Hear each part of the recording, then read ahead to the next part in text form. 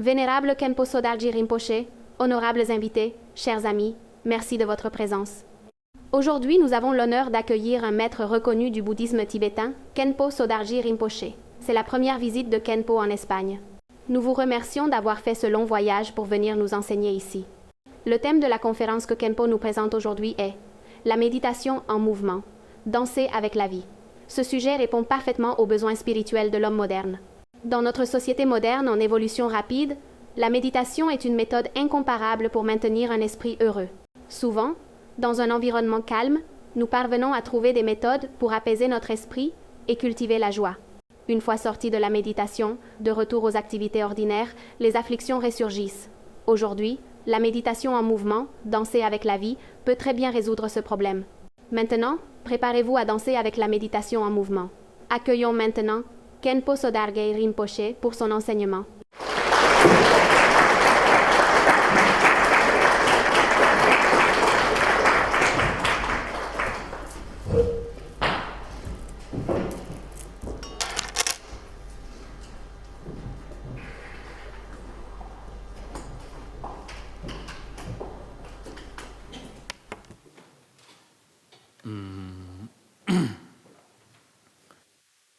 Aujourd'hui, chers professeurs et étudiants présents ici, ainsi que ceux qui nous rejoignent d'ailleurs, qu'ils aient une foi religieuse ou non, il est 9h du matin ici et nous sommes en direct aujourd'hui. Les fuseaux horaires diffèrent selon les régions du monde. À tous ceux qui sont présents ici aujourd'hui ou devant leur écran d'ordinateur, je suis très heureux de partager cet échange avec vous. Hier, notre cours précédent s'est également tenu à l'Université Complutense. J'ai parlé en tibétain, avec une traduction en espagnol. Mais il n'y a pas eu de diffusion en direct, car beaucoup de gens ne maîtrisent pas ces deux langues. L'audience n'était donc pas très nombreuse. Aujourd'hui, je parlerai en chinois avec une traduction en anglais. C'est ma première visite à Madrid. Hier, quelqu'un m'a raconté une légende, une histoire sur Madrid, liée à l'origine du nom de cette ville. On dit qu'un enfant espiègle était sorti de chez lui.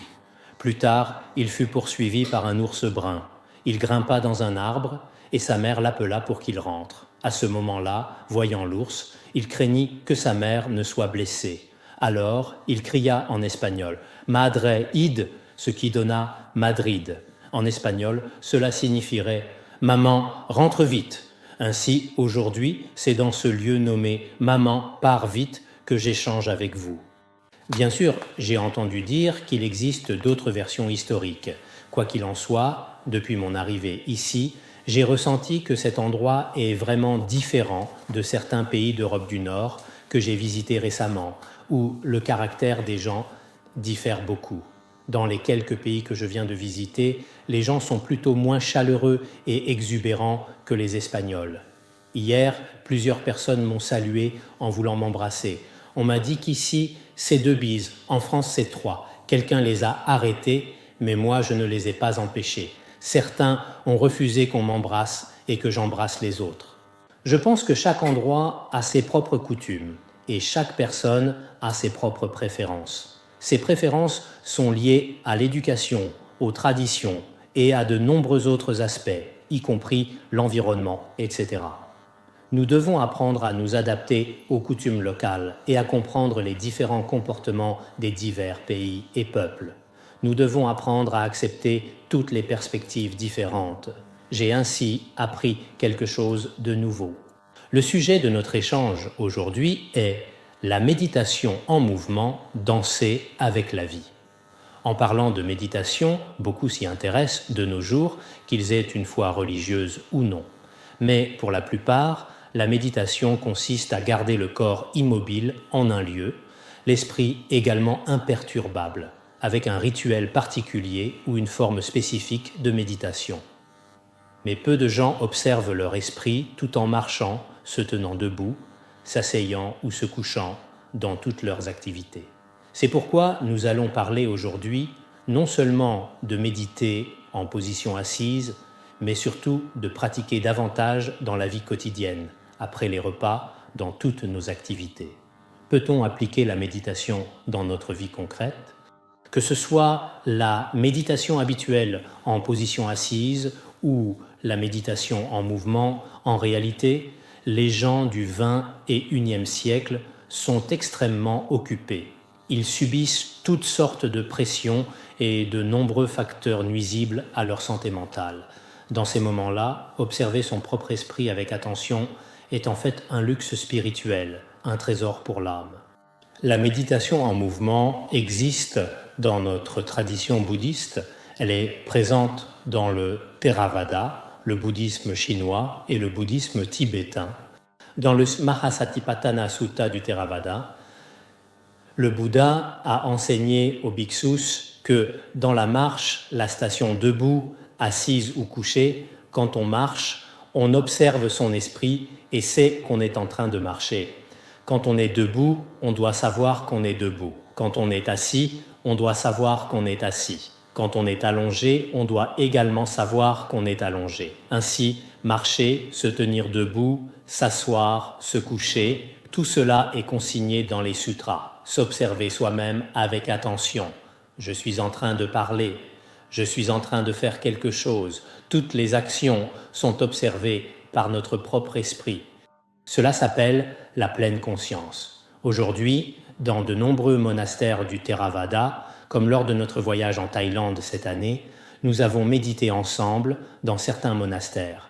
De nombreux maîtres de méditation nonagénaires nous ont guidés. Ils nous enseignaient à porter notre attention sur le pied gauche, puis le droit, et sur tous les mouvements. Ils nous l'enseignaient point par point. En fait, c'est une excellente méthode pour discipliner l'esprit. Ainsi, de nombreuses afflictions dans ce monde disparaissent naturellement. Le bouddhisme chinois parle également de la méditation en mouvement. Autrefois, le célèbre grand maître Yongjia disait « Marcher est aussi méditation, s'asseoir est aussi méditation, parler ou se taire, bouger ou rester immobile, le corps demeure serein. Cela signifie que marcher ou s'asseoir, tout se fait dans l'état de méditation. De même pour parler, se taire, bouger, rester immobile, demeurer en silence, tous ces comportements se situent dans l'état de méditation. Dans le bouddhisme tibétain, il y a une expression qui dit « Toutes nos pensées conceptuelles sont en réalité des manifestations illusoires de l'esprit, qu'il s'agisse de l'attachement, de l'aversion, de l'ignorance ou de toute autre pensée conceptuelle. Lorsque nous demeurons dans cette pensée, elle se libère naturellement d'elle-même. Ainsi, quelle que soit notre activité, nous pouvons demeurer dans l'état d'esprit du moment présent. » Bien sûr, selon le point de vue du bouddhisme tibétain, bien que toutes nos actions soient méditation inséparable de la pratique, cela reste difficile à réaliser avant d'avoir atteint un certain niveau. De nos jours, de nombreuses pratiques sont populaires dans la société qui permettent de détendre le corps et l'esprit. On peut peindre, boire du thé, chanter, danser, ainsi que de nombreuses autres activités naturelles. En réalité, ces méthodes peuvent également contribuer à l'élévation de notre esprit. Si nous n'avons pas atteint le niveau où l'absorption méditative et l'état post-méditatif ne font plus qu'un, nous pouvons, à travers des activités quotidiennes plus détendues, observer notre propre esprit. La méditation en mouvement que je vous présente aujourd'hui est assez simple. Vous pouvez la pratiquer en groupe, quel que soit le nombre, même très réduit. Dans un environnement particulier, à un moment particulier, vous pouvez suivre librement une musique, suivre votre propre imagination et observer votre esprit. C'est une méthode. Au début, vous pouvez penser, pour ma santé physique et mentale ou pour la paix dans le monde entier, générer une bonne intention de ce genre. Puis, dans votre groupe, vous pouvez chanter, danser, faire tout ce qui vous vient à l'esprit. Au début, les mouvements sont lents, au milieu plus intenses, et à la fin, ils ralentissent progressivement. Ce type d'exercice permet de libérer vos pressions et émotions négatives habituelles. Il peut avoir un effet de libération, d'évacuation.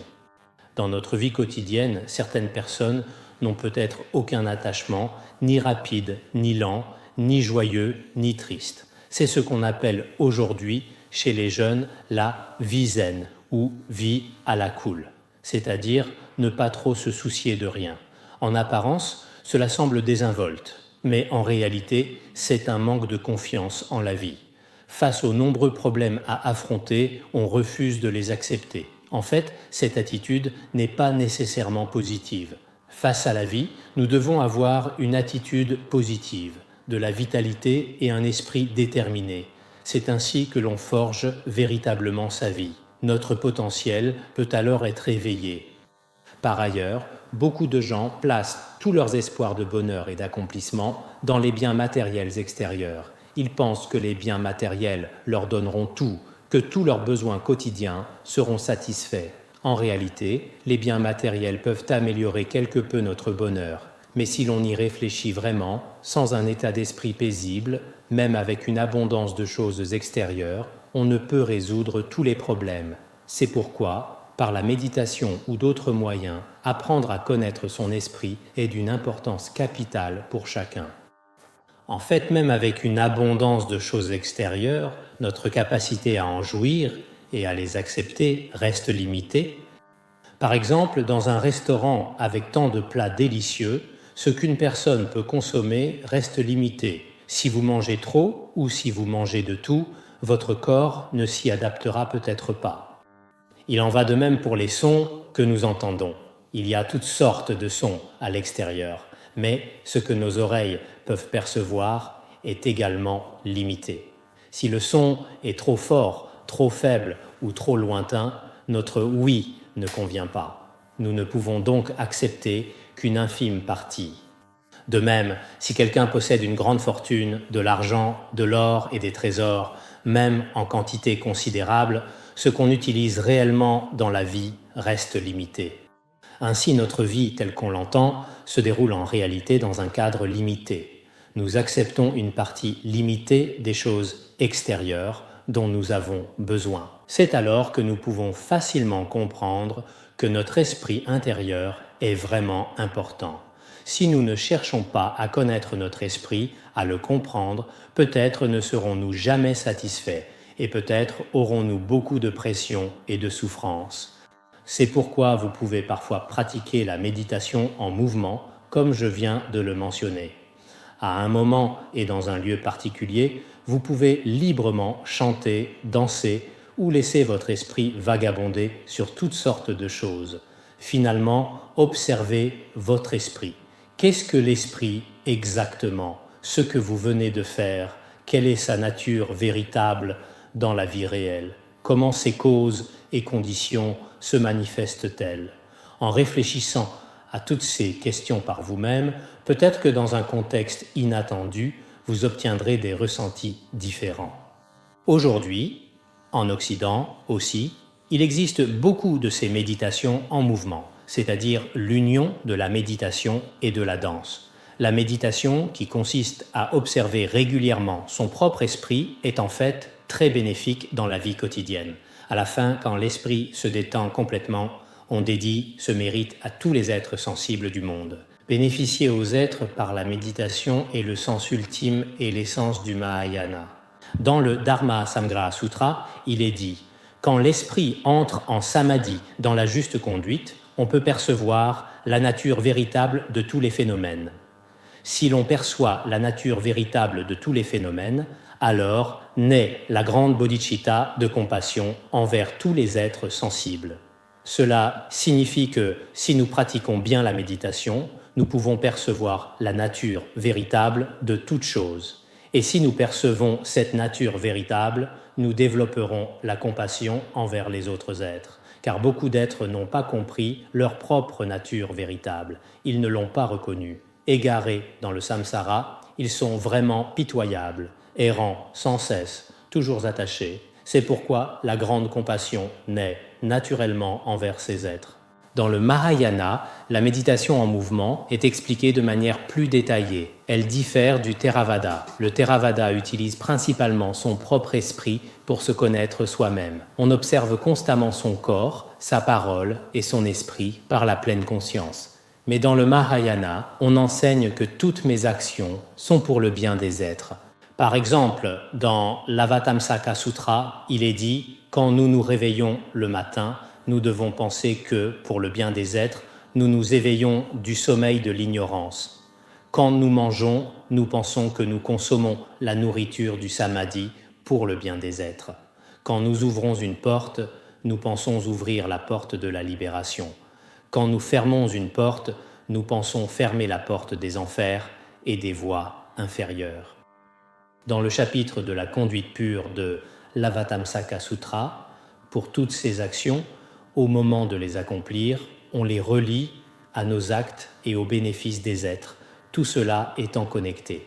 Ainsi, la méditation dont nous parlons ici diffère quelque peu du comportement de beaucoup de gens. Il ne s'agit pas seulement de penser « je mange » ou « je marche », de simplement penser à cela. Il faut penser à soi tout en pensant aux êtres. Telle est l'idée du Mahayana. Beaucoup d'entre nous aiment peut-être pratiquer, mais ce qu'ils aiment, c'est demeurer en repos, sans qu'aucune pensée ne surgisse dans l'esprit. Ce type de repos, ils l'apprécient. Mais dès que des pensées surgissent, il devient difficile de les gérer, car l'attachement, l'aversion qui surgissent sont vraiment effrayants. Alors beaucoup s'inquiètent. Que faire ? J'ai encore toutes sortes d'attachements, de pensées, d'afflictions. Beaucoup s'en préoccupent. En fait, l'apparition de ces pensées est tout à fait normale pour nous, êtres ordinaires. Lors de ma conférence précédente, Comment le bouddhisme comprend l'autocompassion, j'en ai également parlé. En tant que pratiquant, quand on manque de diligence ou quand les afflictions surgissent, il ne faut surtout pas abandonner ni se décourager. On doit avoir confiance en soi. Avoir des imperfections dans notre comportement est un phénomène normal. Certains, au cours de leur méditation, ont l'impression en apparence de ne pas progresser. Mais en réalité, en se connaissant et en s'observant régulièrement, les progrès intérieurs ne sont pas forcément visibles ou perceptibles immédiatement. Tant qu'on n'abandonne pas, je pense que la pratique progresse toujours. Que ce soit pour notre vie, notre pratique ou notre existence quotidienne, si vous perdez tout intérêt pour cette chose, non seulement vous n'y trouvez plus d'intérêt, mais vous développez même de l'aversion et vous l'abandonnez complètement, alors cela montre que vous n'avez pas progressé. Ainsi, tant qu'on n'abandonne pas et qu'on continue à contempler, surtout quand des pensées négatives surgissent, nous utiliserons de bonnes méthodes pour les reconnaître et les accepter. Quand surgit une émotion négative ou positive, acceptez-la. Dans un livre intitulé « Les étapes de la pratique », il est dit « La nature de notre esprit est en réalité vacuité ». Comment est-elle vacuité ? Si l'on examine l'esprit selon les 3 temps, passé, présent et futur, la nature de l'esprit n'existe pas. De plus, la nature de l'esprit est comme l'espace. De ce point de vue également, la nature ne peut être établie. Elle est aussi vacuité. Au cours de notre pratique, il ne suffit pas que l'esprit demeure simplement en repos. Le plus important, que ce soit en état de repos ou au moment où surgissent les pensées, c'est de reconnaître la nature véritable de l'esprit. C'est là le point essentiel. Beaucoup pensent « Mon esprit est maintenant en repos, imperturbable pendant longtemps. Oh, c'est très bien. » D'autres pensent « Maintenant, je peux à tout moment percevoir ce que mon esprit est en train de faire, et ils en sont heureux. » En réalité, ce n'est pas encore un niveau très élevé. Dans le bouddhisme tibétain, il existe une parole très célèbre que de nombreux pratiquants utilisent souvent.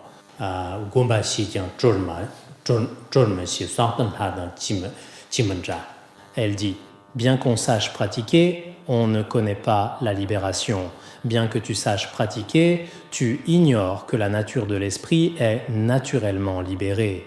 Ce type de pratique est semblable à celle des êtres célestes des 4 dhyānas ou des 4 absorptions du sans forme, car tu sais seulement maintenir l'esprit en repos, mais tu ignores que la nature de l'esprit est elle-même vacuité, elle-même libération. Sur ce point, de nombreux pratiquants, au cours de leur pratique, s'égarent à ce niveau-là. Certains pensent « Ah, je peux méditer plusieurs heures par jour sans qu'aucune pensée ne surgisse, je suis capable de méditer. » Mais ce n'est pas nécessairement très bien. Au Tibet, nous avons des marmottes qui ne sortent pas pendant 3 mois en hiver, comme en absorption méditative. Mais leur niveau n'est pas très élevé parmi les animaux. Savez-vous traduire marmotte ? Comment dit-on ? Y a-t-il des ground dogs en Espagne ? Marmota. harmony. Oui, n'est-ce pas un peu? Y en a-t-il ici? Oui.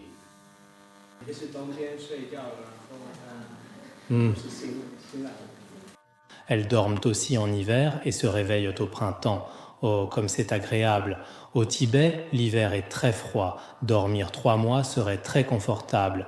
Quand elles se réveillent, le temps s'est amélioré. Ainsi que notre esprit soit en mouvement ou en repos, reconnaître la nature de l'esprit est très important. Un célèbre pratiquant tibétain, Patrul Rinpoche, a dit il a dit, nos pensées conceptuelles apparaissent comme avant, de la même manière. Mais lorsqu'on reconnaît ses propres pensées conceptuelles, elles sont déjà libérées. Ainsi, les nombreuses afflictions de notre vie quotidienne, dès qu'on les reconnaît, sont libérées. Quand on est très en colère, très souffrant, observe où se trouve exactement cet esprit souffrant. Véritablement, notre propre esprit ne sera pas lié par les afflictions. Les afflictions sont l'éveil même, c'est-à-dire que la nature de nos émotions négatives, lorsqu'on l'examine, en réalité, n'a pas de nature véritable. Quand nous éprouvons de l'aversion, quelle est exactement la nature de cette aversion? L'esprit du passé n'existe déjà plus maintenant, ses graines sont entièrement détruites. L'esprit du futur n'est pas encore apparu comme le fils d'une femme stérile. Je ne sais pas si vous comprenez cela. L'esprit du présent, comme je l'ai dit, est comme l'espace. En fait, quand on observe notre esprit avec l'esprit, il est vraiment très merveilleux. Nous souffrons beaucoup. Notre esprit souffre chaque jour. Mais si vous observez vraiment cet esprit qui souffre, en fait, il est très facile de le reconnaître. C'est pourquoi, dans le Prajnaparamita, en 8000 vers, il est dit « Le bodhisattva doit régulièrement pratiquer le samadhi ». Quel type de samadhi? Contempler comme l'espace. Pratiquer régulièrement un samadhi semblable à l'espace. Si l'on atteint un niveau assez élevé, car d'abord on contemple son esprit comme l'espace, et finalement, quand on le reconnaît vraiment, toutes les afflictions se libèrent naturellement. À ce moment-là, vos actions, même sans aucune contrainte, sont acceptables. Il y avait autrefois un grand maître très célèbre. À l'âge de 70 ans, il fréquentait les maisons closes et buvait de l'alcool, des comportements inacceptables aux yeux des gens ordinaires. Quand quelqu'un lui en faisait le reproche, il répondait « Je discipline mon propre esprit, en quoi cela te regarde-t-il » C'est-à-dire, par ces moyens, j'augmente mon expérience de pratique, sans aucune contrainte. Peut-être que beaucoup d'entre nous, pour certains comportements, ne font que mesurer selon leurs propres pensées conceptuelles. En réalité, quand quelqu'un atteint un certain niveau de pratique, un niveau très élevé, il transcende les limites de ce qu'on appelle les traditions, les préceptes, les contraintes de notre monde actuel.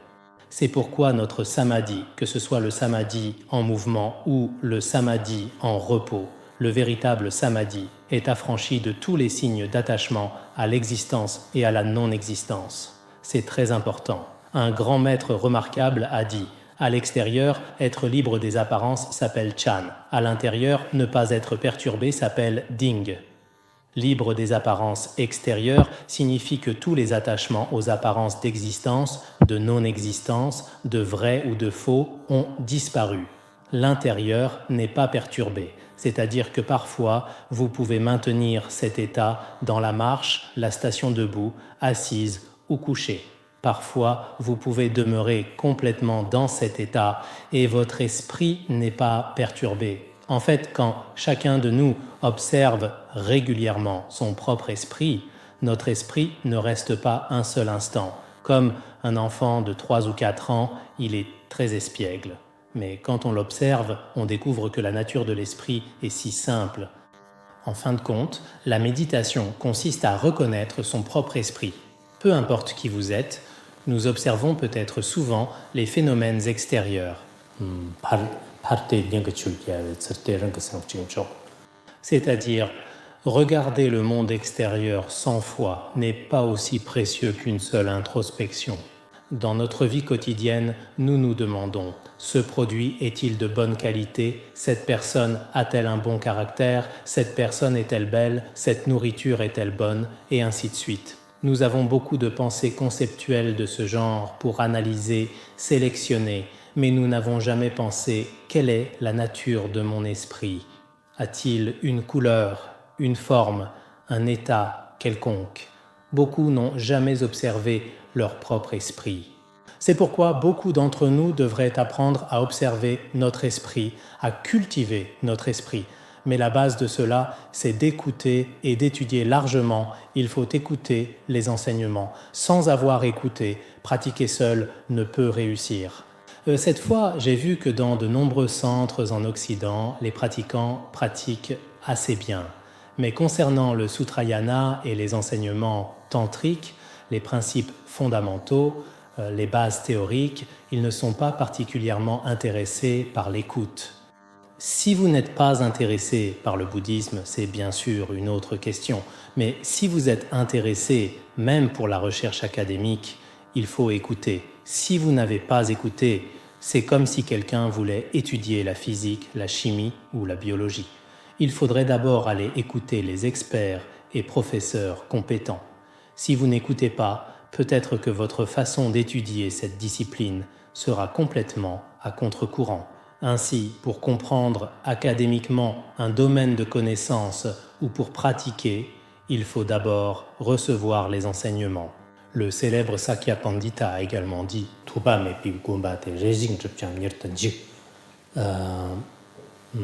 Qu'a-t-il dit? Il a dit, dans l'écoute, la réflexion et la méditation, une pratique sans écoute peut temporairement réussir, mais elle sera détruite en très peu de temps. Ainsi, ce niveau de pratique sera détruit en très peu de temps. J'ai constaté que beaucoup, y compris certains grands maîtres, n'insistent pas particulièrement là-dessus. Beaucoup n'insistent pas, ils vous font simplement pratiquer directement. Mais parce que vos fondations ne sont pas solides, bien que vous puissiez avoir temporairement quelques expériences, en très peu de temps, toutes vos expériences précédentes auront disparu. Finalement, tout sera réduit à néant. C'est pourquoi, selon les règles de méditation du bouddhisme tibétain, si l'on vise une méditation de haut niveau, il faut d'abord avoir une base d'écoute, puis une base de réflexion. Sur cette base, continuer à pratiquer est très sûr. Une personne célèbre a dit ceci.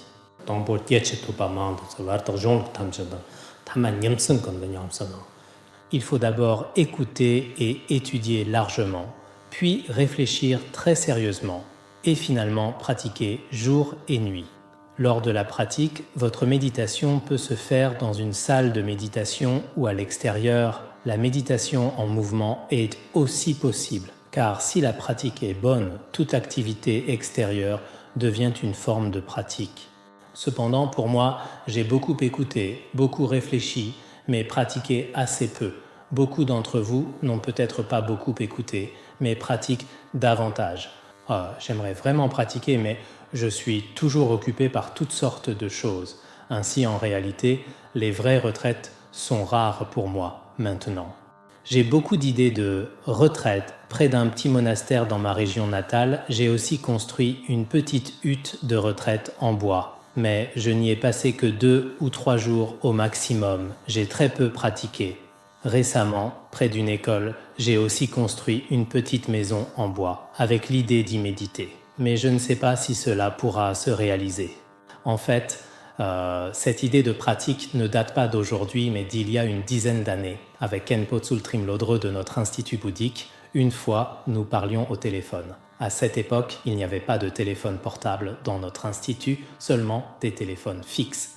En discutant sur le téléphone fixe, nous disions « Nous allons bientôt avoir 40 ans. Maintenant, il faut faire une retraite, sinon ce sera trop tard. » Nous en parlions tous les deux au téléphone. Nous avons écouté tant d'enseignements auprès de notre maître et enseigné aux autres pendant tant d'années. Si nous ne pratiquons pas maintenant, ce sera trop tard. Dans quelques années, nous aurons 40 ans. Nous devons absolument construire une hutte de retraite. Au nord de l'Institut bouddhique, sur un terrain vide, nous devrions construire une hutte de retraite. Puis, nous avons décidé, après cette conversation téléphonique, d'aller voir le terrain. Puis nous sommes arrivés à cet endroit, prêts à construire 2 petites huttes de retraite. Il m'a dit « Ne t'approche pas trop, tu me dérangerais. La mienne devrait être ici, un peu plus loin. » Finalement, nous avons mis une certaine distance entre nos deux emplacements. Il a empilé des pierres et marqué l'endroit pour sa hutte. J'ai aussi empilé des pierres et marqué l'endroit pour la mienne. C'était avant que nous n'atteignions 40 ans. Maintenant, nous avons plus de 50 ans. Et cette hutte de retraite n'est toujours pas construite. Peut-être que cette pratique est devenue la méditation en mouvement. En fait, beaucoup d'entre nous devraient pratiquer. Il est très nécessaire d'observer son esprit dans des lieux paisibles, de s'éloigner des distractions, car dans ce monde, si l'on n'a pas saisi l'essence de sa propre vie, comme nous deux, on risque de ne jamais avoir l'occasion de pratiquer de toute sa vie. Moi aussi, je veux vraiment pratiquer, mais en même temps, je veux aussi faire connaître le Dharma à davantage de personnes par l'enseignement. En fait, si le dharma n'était pas une connaissance éducative ou une science pouvant guider correctement la vie humaine, personne ne voudrait le mettre en avant. Mais en réalité, à notre époque actuelle, il est extrêmement utile pour l'esprit. La vie de beaucoup de gens, sans foi, sans aucune direction, se limite peut-être à manger, boire et rechercher la renommée et le profit. Une telle vie n'a peut-être pas beaucoup de valeur. De mon point de vue, du point de vue du Mahayana, une personne sans pensée altruiste, une personne qui n'a pas reconnu la nature de son esprit, sa vie, bien qu'elle paraisse libre en apparence, sa valeur doit être expliquée sous un autre angle. Si par l'étude vous avez reconnu la nature de l'esprit ou si vous avez compris notre vie, alors dans la vie quotidienne, que ce soit le bonheur ou la souffrance, le succès ou l'échec, la bonne ou la mauvaise réputation, tout ce qui arrive dans la vie, vous pouvez l'accepter avec sérénité et directement. En même temps, vous pouvez aider beaucoup de personnes prisonnières de leurs tourments intérieurs. Vous pouvez les aider. C'est pourquoi je pense qu'à notre époque actuelle, l'accompagnement et la purification de notre esprit sont d'une importance capitale.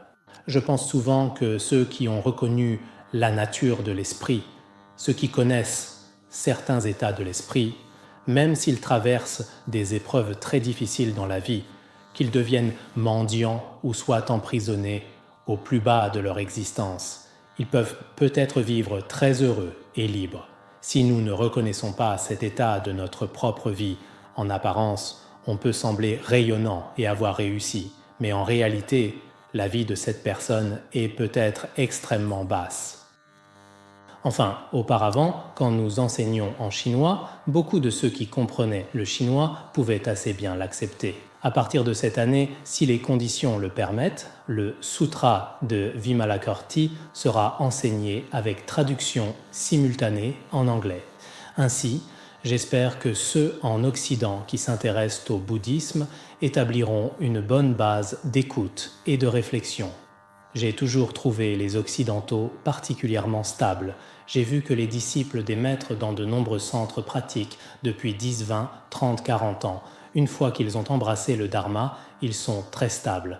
Mais si nous n'avons pas une bonne base d'écoute du Dharma, en réalité, dans certains endroits, il y a peut-être quelques bases, mais je pense qu'il y a encore plus de marge de progression. C'est pourquoi j'espère que, comme de nombreux bouddhistes orientaux, y compris moi-même, nous devons encore faire des efforts en méditation. Sinon, après avoir écouté toute une vie, au moment de partir, n'avoir rien pratiqué serait vraiment dommage. Et beaucoup d'Occidentaux, concernant l'écoute par exemple, il m'est très difficile de trouver en Occident quelqu'un qui ait terminé l'étude des 5 grands traités ou qui ait accompli plusieurs fois les 500 000 pratiques préliminaires. Ces bases ne sont pas très bien établies. Alors aujourd'hui, je parle très directement. J'espère que tous les bouddhistes d'Orient et d'Occident, y compris moi-même, pour notre pratique et notre étude, nous devons examiner nos insuffisances et ne pas être trop confiants. Certains bouddhistes occidentaux ont un défaut. Ils n'aiment pas étudier largement. En dehors des cercles académiques, beaucoup ont des doutes plein la tête, mais n'étudient pas systématiquement, ne veulent pas faire d'efforts. Parce qu'ils sont très rationnels, c'est généralement difficile pour eux d'accepter. Ainsi, il n'y a pas d'études systématiques et progressives. en dehors de notre éducation séculière, le bouddhisme a en fait son propre véritable système d'études. Peut-être que les Occidentaux, dans leur apprentissage du Dharma, devraient s'inspirer de certaines idées orientales, ne pas être trop rationnels ou trop rigides. Il faut savoir s'incliner dans certains domaines, c'est aussi nécessaire. Les insuffisances de certains bouddhistes orientaux, bien qu'ils développent facilement la foi au début, waouh, ils acceptent immédiatement, mais ils changent aussi assez vite. Ainsi, il est rare qu'un bouddhiste reste auprès d'un maître dans un centre pendant 10, 20, 30 ans, comme les Occidentaux le font. Au début, ils acceptent avec beaucoup d'enthousiasme, mais après un certain temps, ils se retirent aussi assez rapidement. Nous devons donc avoir un mécanisme de pratique à long terme. Sinon, aller dans un centre aujourd'hui, un autre demain, suivre un maître aujourd'hui, un autre demain, passer d'un endroit à l'autre dans notre courte vie n'est pas vraiment nécessaire. Nous devrions donc mieux nous comprendre mutuellement. En fait, l'étude bouddhique devrait être abordée avec un esprit d'ouverture, mais pour la manière d'accepter, nous devons avoir de la sagesse. Enfin, mon voyage en Europe touche à sa fin. Aujourd'hui, ici, je tiens particulièrement à remercier, y compris de nombreux compagnons du Dharma des États-Unis, qui ont également beaucoup œuvré cette fois. Et en Europe aussi, nous avons visité plusieurs endroits. De nombreux bouddhistes, non-bouddhistes et beaucoup de mes amis, tout au long de ce processus, m'ont apporté un soutien visible et invisible. Je vous remercie tous infiniment. Je vous suis très reconnaissant.